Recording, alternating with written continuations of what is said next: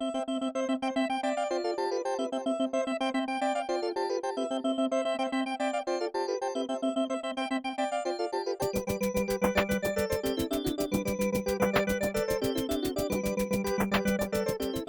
quer desenhar? Não vai dar tempo da gente fazer a ficha toda. Você só desenha a bandeira.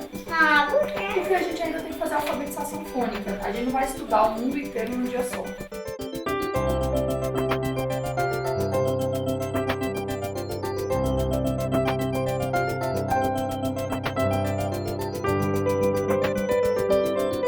A educação domiciliar, ela devolve à criança o prazer de aprender. Hoje na escola, quando um professor passa um trabalho, a primeira coisa que o jovem pensa é: isso vale nota? Então, não estudar para tirar uma nota boa apenas, mas para aprender. Então, ela devolve o prazer de aprender algo, o gosto pelos estudos. Me disseram isso antes que eu fizesse educação domiciliar, eu não acreditei, mas quando eu vi meus filhos querendo ficar mais tempo com o livro na mão, quando eu já tinha liberado eles da atividade, eu percebi essa inversão.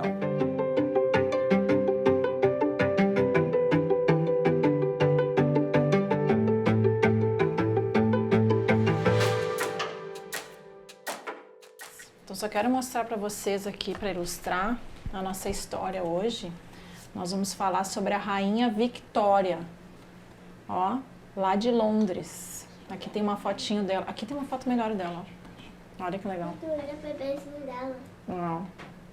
Ela reinou por mais de 50 anos lá na Grã-Bretanha. Nós como pais, né, nós nos sentimos responsáveis pela educação que nós damos aos nossos filhos.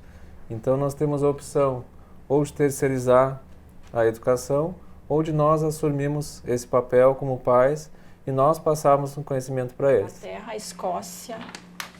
Nós temos um suporte, que existe um núcleo educacional, né, que tem aqui em Porto Alegre, que é uma escola de arte que é mantenedora desse núcleo educacional. Então eu tenho, digamos, uma pedagoga, né, que as crianças eu faço acompanhamento com ela de 15 em 15 dias. Então ela me auxilia nesse planejamento. Como? Nós sabemos que temos que seguir uma grade comum curricular, né, que existe do governo, que é super fácil de seguir. França é aqui? Não, depois eu te mostro onde é que é a França. A França é bem embaixo da Inglaterra aqui, ó. Não sou professora, então em alguns momentos senti realmente dificuldade e precisei de um profissional para que eu pudesse perguntar, né? Um profissional que estudou, que sabe, né? Ó, como eu posso chegar nela assim? Como eu posso chegar nele assim? Tá tendo dificuldade nesse ponto, né? Então eu tenho hoje esse apoio pedagógico do núcleo, né? E eu recebo esse auxílio daí para o planejamento. Muitas flores. Ó, a dedaleira, que é uma que aparece aqui, ó, porque nessa foto a gente não, nessa imagem a gente não consegue entender direito, mas ó, dedaleira, essa aqui, ó. Por que você acha que ela tem esse nome? Dedaleira? Não sei. Uma coisa que a gente usa pra costurar e põe no dedo. A dedonha. A dedonha. É dedal. A nossa filha mais velha, que hoje tem 7 anos e meio, ela frequentou 3 escolas e a gente, nessa caminhada, foi se sentindo assim, que faltava algumas coisas, insatisfeito com algumas coisas em relação à educação dela, e a gente teve contato nesse período com a ideia da educação domiciliar, que a gente nunca tinha pensado em fazer isso anteriormente, e aí a gente decidiu fazer, porque a gente teria mais autonomia em relação à educação dela, o que ensinar, com que intensidade, de que maneira, em que horário, e de maneira também que os horários ficassem mais confortáveis para toda a família, não só para ela, que estava em idade escolar, mas para as irmãs também ficar mais confortável. Aqui? No dia seguinte. No dia seguinte, ele saiu novamente para o lugar onde os hebreus estavam trabalhando. Dois hebreus estavam lutando um contra o outro e um deles batendo no outro. A educação domiciliar também gera excelentes resultados acadêmicos. Mais de 35 anos de pesquisa mostram que esses jovens têm de 25% a 30% resultados acadêmicos melhores do que os estudantes de educação escolar, estudos feitos no Canadá, nos Estados Unidos e na Europa. com esses jovens. Inclusive tem universidades americanas, várias conhecidas como Harvard, como Yale, entre outras, que esses jovens entram com notas e taxas mais altas, produz adultos seguros e com uma autoestima sólida. Existe na educação domiciliar alguns métodos ou filosofias de ensino dominantes, que no caso seria educação clássica, Charlotte Mason, e educação por princípios. Mas acho que a majoritária mesmo é a educação clássica, que é baseada nas 7 artes liberais da educação greco-romana, né, que é o trivium e o quadrivium. A Irlanda é aqui, ó, em cima aqui. O que a educação clássica fala? Que o ensinamento da criança ela pode ser dividido em 3 partes, né? 3 etapas. Então, a fase gramatical, que iria ali dos 5 anos até mais ou menos os 11 anos, que é a fase que os meus filhos estão. O João, eu acho que ele está um pouquinho até já, às vezes eu noto ele na segunda etapa, mas é a etapa das bases, é a etapa do conteúdo, é a etapa de tu conseguir, assim, fazer com que a criança tenha uma maior quantidade de leitura, de clássicos, de outras produções textuais, de ela ter acesso à informação. Por isso, história pode ser começada com 6 anos sem problema nenhum, porque é a etapa que a criança absorve. Ela absorve data, ela absorve nomes, ela absorve tudo, né? É uma esponja. Então, aproveitar aquele momento até os 10, 11 anos para colocar as bases do ensino dela.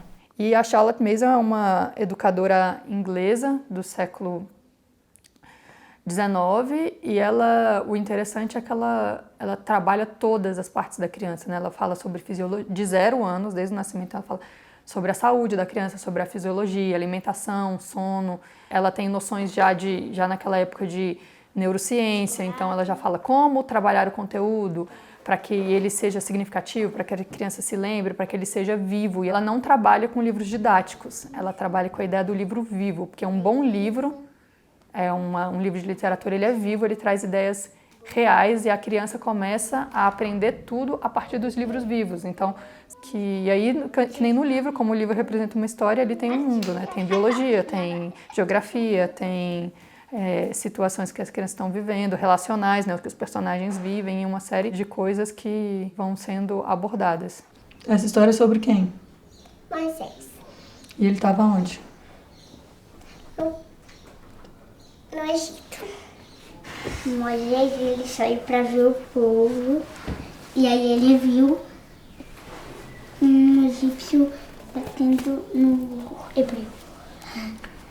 E aí Moisés casou com uma delas e teve 2 filhos que eu não lembro.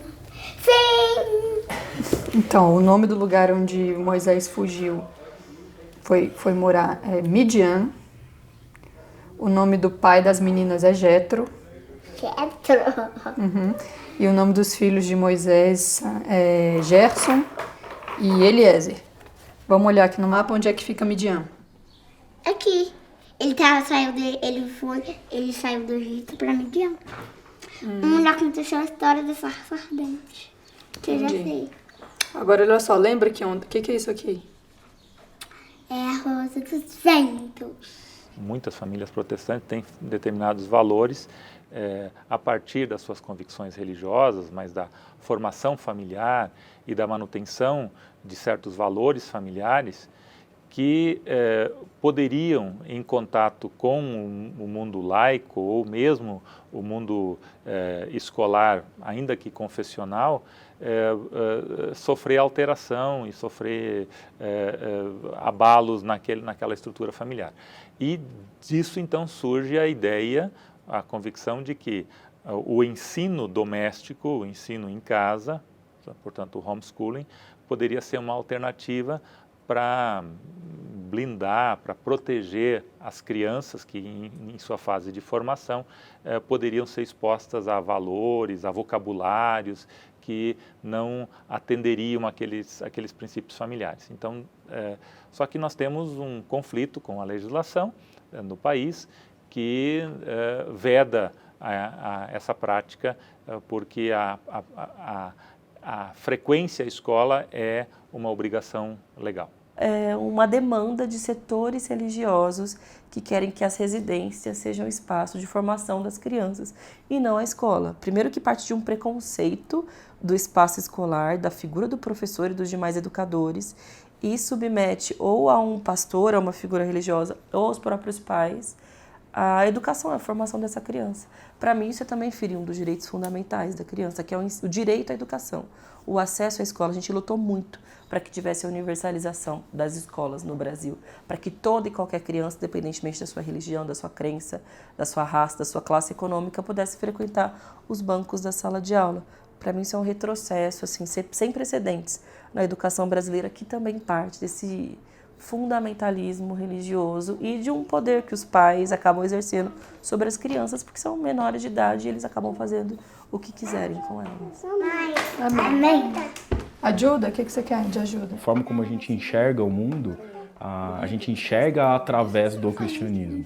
É nossa responsabilidade diante de Deus a cuidar dos nossos filhos. Não que eu esteja dizendo que aquele que coloca no colégio, ele está cometendo algum erro. A questão é que é claro pra gente que é nossa responsabilidade, seja supervisionar num outro formato, ou seja, na educação domiciliar, cabe a gente cuidar disso. Quando a Rosa frequentava a escola, era pequena e ela falava pouco, né? Ainda estava no desenvolvimento da fala. E às vezes e ela entrava no carro e começava a perguntar: mãe, isso e aquilo. E outras coisas eu perguntava e ela não dizia. E uma coisa que me marcou muito nessa época foi tipo assim: quais são as perguntas que a minha filha está fazendo e quem está respondendo? Porque quando ela está num outro ambiente, são outras pessoas que estão respondendo. E quando ela está aqui, sou eu que estou respondendo, né? Agora a frase vai ser: Linéia e Silvestre viajaram para Paris. Bom, posso fazer a letra coitada? Não, é para fazer letra normal, tá bom?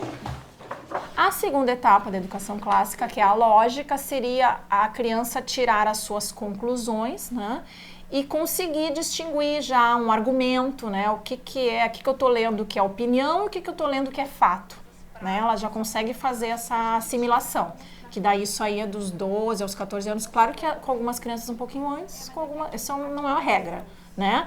E a última etapa, que seria já da adolescência ali, que é dos 14 aos 16, 17, que é a fase da retórica, que a criança pega tudo que ela assimilou, né, com o argumento que ela viu na fase de lógica, e ela começa a ter a persuasão de realmente assim distinguir as coisas e defender, né? Conseguir, por exemplo, falar, né? É muito importante nessa parte da retórica ela conseguir expressar suas opiniões, né, com base naquilo que ela aprendeu e poder dizer: eu acredito nisso, por causa disso. Ela conseguir fazer esses questionamentos e trazer esses questionamentos com eloquência, né? Então seria, digamos, a cereja ali, né, o final dessa educação. Engraçado foi o rei ter visto um montão de projetos e não ter escolhido nenhum. Pois é, 254 projetos, imagina. Conceitualmente, eu não tenho nada contra a educação domiciliar. Agora, para a educação domiciliar funcionar, os pais têm que ser muito bem escolarizados, é preciso ter regras muito claras de acompanhamento e de avaliação dessas crianças, e eu não acho que a educação domiciliar seja prioridade educacional no nosso país. Nós temos outras prioridades que precisam ser enfrentadas antes de abrir para a educação domiciliar, que vai abranger um nicho muito pequeno de pais que têm condições de educar os seus filhos e que ainda assim serão obrigados a acompanhar, a ter um acompanhamento externo por meio de exames nacionais que vão garantir a diplomação e a terminalidade dos estudos dessas crianças. Eu acho só que essa é uma agenda para um país que já está em outra etapa, não é uma agenda para o nosso país. Agora, essas plantas aí, se o Monet mora na França, e a França, ela fica na parte de cima do mundo, no hemisfério norte, lá a gente está aqui na primavera, lá eles vão estar em qual estação? Fala-se muito em educação domiciliar, é a autoeducação, né? Para os pais, a gente está se autoeducando à medida que a gente educa. Porque a gente tem que se preparar para isso. E isso é muito forte, porque não só isso, se preparar estudando, né, mas Não só o termo de conteúdo, se eu vou ensinar geografia, eu tenho que estudar geografia. Mas se eu quero que a minha filha seja zelosa, eu tenho que ser zelosa também. Então, o tempo inteiro, os pais estão se reeducando, né? E eu vejo muitas mães falando, eu nunca aprendi isso. Tá com 3 dezenas e uma unidade, como é que fala 31. isso? 31, ótimo. Hoje é revisão da geometria, tá? Que ele vai te perguntar quantas faces, quantos vértices.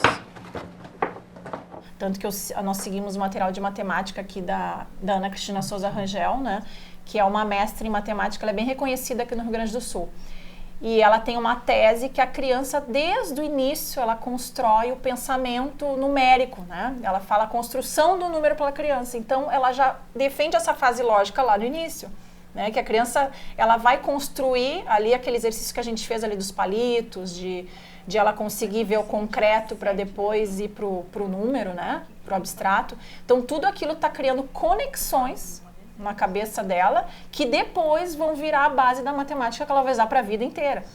Tá, mas ele tá dizendo que, só um pouquinho, ele tá dizendo que tem que rolar assim? Ele tá falando isso pra ti? Não, ele tá perguntando se ele rola. Não é essa a pergunta? Uhum. Então é assim. Ela tem isso, 63. Ao todo ela tinha 63. E agora quanto que ela ficou? Quantas dezenas ela ficou? 33. Existem famílias que praticam o mesmo método e executam o método junto. Por exemplo, esse curso do Cici foi... Educação clássica. Da educação clássica foi organizado por um grupo de famílias que praticam, né? Mas ainda assim de uma maneira independente do método, da filosofia. Existem aí encontros com regularidade. Então, por exemplo, Jardim Botânico. Então as famílias marcam e vamos conhecer o trabalho do Corpo de Bombeiros, que nem teve esse ano. Então o pessoal vai junto. Então tem grupos menores, tem grupos maiores, mas existem encontros regulares, né? Como falei, existem alguns que praticam métodos juntos, né? Aí a metodologia já acompanha. Às vezes a gente vai também mesmo não sendo A gente método. se mistura também, né? As famílias se encontram eventualmente e, tipo assim, não há nenhuma restrição em relação você faz seu ensino domiciliar assim, eu faço de outro jeito. A gente se encontra todo mundo, há uma boa interação entre todos, as crianças se amam. O ambiente escolar, a interação, a troca é fundamental, não só para o crescimento dos conhecimentos, o conhecimento cognitivo, mas também para o conhecimento, para o desenvolvimento moral. É fundamental. Naquele momento em que você discute, as crianças discutem, vê pontos de vista diferentes. Então, é fundamental para aquele combate ao egocentrismo infantil que é próprio da criança, até chegar àquele estágio de cidadania. Isso aí a gente só consegue naquilo que queria o Sócrates já na velha praça, né? Lá de Ágora, né? Em Atenas, né? Ou seja, que ele falava em praça pública, né? É a rua, as esquinas, o mundo. Por exemplo, hoje já tem algumas pesquisas vêm alertando para alguns perigos que podem surgir de condomínios fechados, onde as famílias se fecham e isolam o mundo. Em termos de educação, de visão do mundo, nós precisamos hoje, isso até a pedagogia, o Waldorf queria também, essa visão mais ampla do mundo. O ultrarracionalismo no mundo, e o Brasil hoje é um país que tem um governo ultrarracionário, ele tem trabalhado a questão da educação por dicotomias. A educação não é uma cortina de fumaça, o ataque à educação não é uma cortina de fumaça. Escola sem partido, educação domiciliar, na verdade são estratégias de fidelizar militantes para a causa ultrarreacionária, para a perspectiva ultrarreacionária. Então, quando o governo lança a mão da educação domiciliar, ele está, na verdade, defendendo a ideia de que o espaço escolar é um espaço de degradação. É um espaço antiformativo, é um espaço de perversão de crianças e adolescentes, o que é ofensivo e é um absurdo, é inaceitável. Mas ele defende essa perspectiva. Isso mobiliza hoje 7 mil famílias no Brasil, quer dizer, um volume muito pequeno. Qual que é a função da educação domiciliar? É alimentar esse discurso de que a escola é um espaço negativo. Então é a tentativa de você opor a família à escola. O Escola Sem Partido quer também opor famílias e estudantes aos professores. Ou a escola cívico-militar quer opor a disciplina à pedagogia. Essa é uma grande desculpa de um nicho político que quer fazer exatamente ao contrário, ideologizar, massacrar eroticamente as crianças nas escolas, fazer com que crianças de 3 anos, 2 anos, menino com menina, menina com menino, chamando isso de inclusão, essas pessoas é que querem fazer isso. Não há nenhuma intenção de fazer com que essas pessoas sejam bitoladas religiosamente. E explico por quê. O Brasil hoje tem mais de 50 milhões de evangélicos, das mais diversas religiões evangélicas ou matrizes evangélicas possíveis, que essas crianças ou adolescentes podem frequentar normalmente, frequentando uma escola. Então, é uma falácia tudo isso. Inclusive, alguns até usam uma falácia maior ainda, que é o controle dos pais sobre os filhos até numa determinada área da vida. É um absurdo. Do ponto de vista político, filosófico, tem famílias que se dizem conservadoras de direita e acreditam que o homeschooling é um movimento conservador. Tem famílias que se dizem libertárias de esquerda, de viés político de esquerda, e acreditam que o homeschooling é libertário, liberta, digamos assim, das palavras deles, né, da tirania escolar.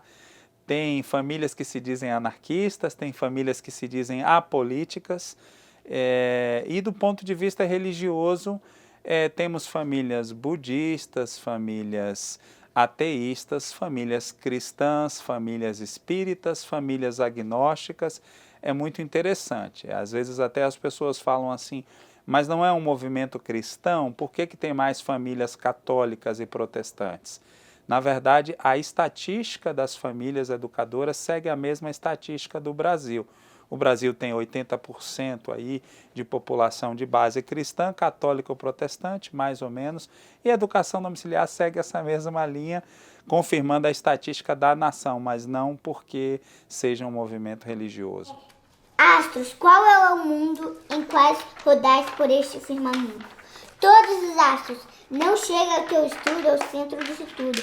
Que escapas aos teus olhos? O centro disso tudo, homem vaidoso, é Deus. Fim! Rosa, para de falar esse fim. Ué, mas acabou o poema. Mas você não faz isso.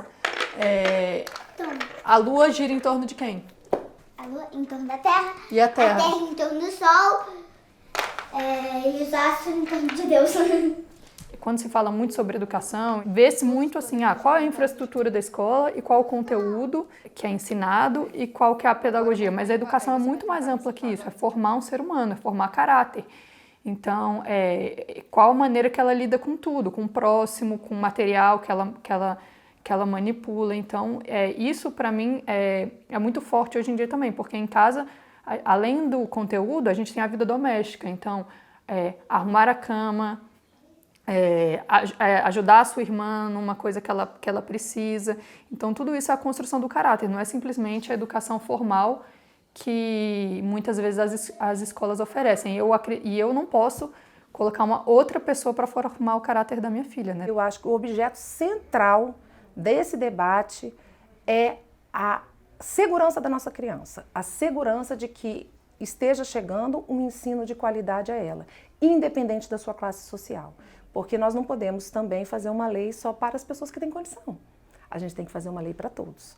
Então, essa é a minha grande preocupação. Se nós tivéssemos uma maneira de o Estado dar essa oportunidade para que os pais possam ter educação em casa, mas tendo esse privilégio com todas as crianças de qualquer classe social, a segurança da qualidade desse ensino, eu não vejo problema. Mas nós não temos nem braço para fazer pequenas fiscalizações e imagina nós estarmos abrindo dessa maneira. Então, a minha preocupação é exatamente essa. Fazer disso um empreendedorismo e muitas das vezes as nossas crianças serem penalizadas e o ensino básico se tornar aí, muitas das vezes, o que a gente diz aí, analfabetos funcionais, pessoas que não têm uma qualificação adequada por conta disso. Talvez o Rio Grande do Sul se torne o primeiro estado a regulamentar, né? Nós já temos Vitória, né, no Espírito Santo, que é o primeiro município, né? Belo Horizonte também, Minas, Belo Horizonte como cidade também tá indo para ser município, e São Paulo também cidade, né? Não tem nenhum estado com projeto de lei tão avançado quanto o nosso estado.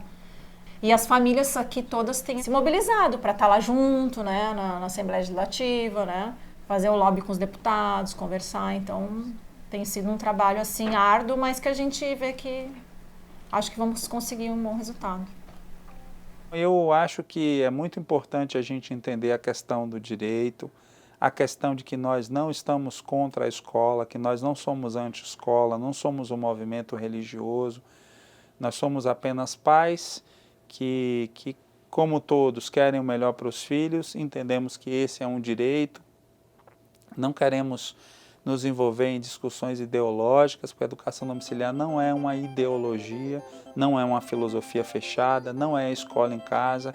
A educação domiciliar é os pais se responsabilizarem por essa parte da educação que estava a cargo da escola, é educação integral, então é educação o tempo todo e é treino para o aprendizado. Eu acho que esse é o mais importante. Lutamos pela autonomia educacional da família, só isso.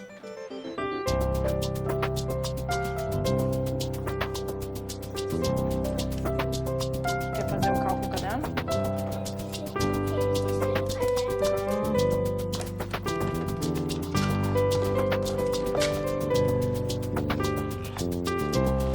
Tá, qual é o que ele está pedindo?